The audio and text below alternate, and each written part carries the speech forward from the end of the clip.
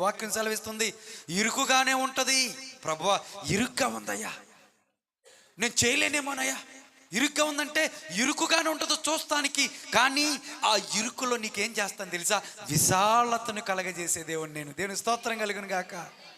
నీకు ఇరుకుగానే అనిపిస్తుంది, నీ వల్ల కాదన్నట్టుగా అనిపిస్తుంది, కానీ నేనున్నాను నీ ఇరుకులో. నువ్వు అడిగేస్తే, నువ్వు ముందుకు వెళితే, నా త్రోవలో నడవటానికి నువ్వు ఇష్టపడితే దాన్ని విశాలత చేసే దేవుడు నేను.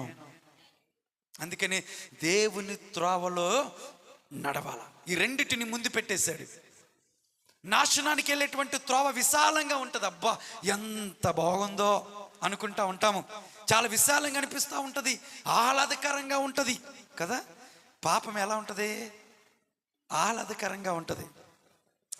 అడ్డు అదుపు లేకోకుండా ఇష్టానుసారంగా జీవితాలు జీవిస్తూ ఉంటుంటే వాళ్ళు చెప్పే